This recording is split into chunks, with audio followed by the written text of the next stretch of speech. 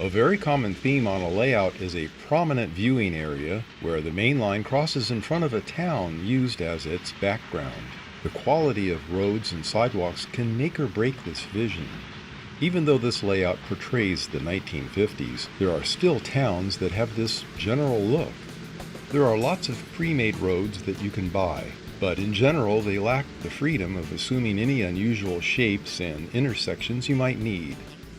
So the methods here give the opportunity to create your own style and not have the same look as numerous other layouts.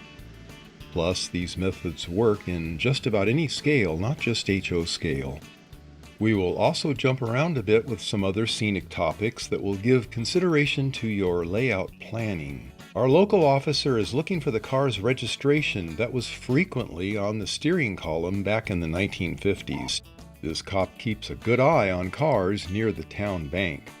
Most roads and streets are not black or anywhere near that. Once the tar ages a bit, they assume a shade of gray. Our time of around 1956 explains the music selection. So be aware of your time frame. It's important. Let's get to work. All of our streets and country highways are made from large 28 by 44 inch sheets of widely available 14-ply art illustration board. For longer road lengths, it can be butt spliced together with essentially no visible signs. I paid about $7 a sheet for this multiple piece batch of material. Typically, it's about 55 thousandths of an inch thick or so. This type of material cuts extremely clean edges, allowing angled cuts with a sharp razor to simulate how asphalt roads have sloped edges. Using the large sheets allows minimizing splices. I had 2 town intersections that were formed without splices. All roads have a raised center line known as a crown to shed rainwater to the sides. Cutting and gluing a strip of material to raise the road's center line will create this effect when you glue down the road's edges. You might test your building placement and roadway configuration and how those two notions interact with each other. Just a few mock-ups to pre-visualize the best look will dictate the width and placement of the road and its side streets. The same illustration board can form the sidewalks and pads for buildings to rest on. Notice that the sidewalk layer rests on top of the roadway edge so that it's higher than the road by the curb height. The odd road angle formed an area that was used to create a little rest park. The tree filled the visual gap out to the parking lot area in the back of the buildings. Let's go off tangent for a bit. The buildings are the main reason for adding the streets and sidewalks after all. So back to that bank. This is a very well-known plastic kit available from Walthers.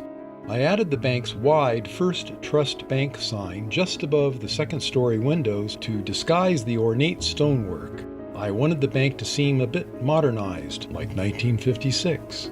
The other addition was the hanging overhead shelter above the center entry door.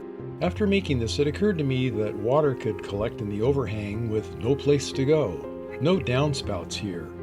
This is the same kit that was made into a small-town grocery store. It seemed odd that this building has 3 very narrow front doors. That's not an easy way to get a shopping cart in and out. So I built a more modern food store we'll see in a moment. In reality, people before about 1945 carried out bags of groceries, since shopping carts were to come somewhat later. You can see the ornate stonework above the upper windows here. Hiding that with the bank sign really changed the bank's overall look. So this grocery store was actually installed in the original plan next to the yellow hardware store to its left. The Mamie's Corner restaurant is anchored at the corner. The restaurant was a Woodland Scenics kit called Carol's Corner Cafe. I moved the hardware store around the corner to open up a wider space for a new grocery store that looked more like a post-World War II design. This white building was built from a pair of City Classics West End Market kits, number 114. So removing the old blue grocery store and moving the hardware store someplace else allowed a larger store with parking on the side and wide doors in and out. This larger store seems more like a place that could actually fit all the things customers might expect in the 1950s. Back to roads and sidewalks now. The same material to make roads and sidewalks can also make concrete areas around tracks and stations. The scribe lines are made with a sharp number 11 X-Acto blade, used with care, I might add. The scribe lines indicate where the sections were poured.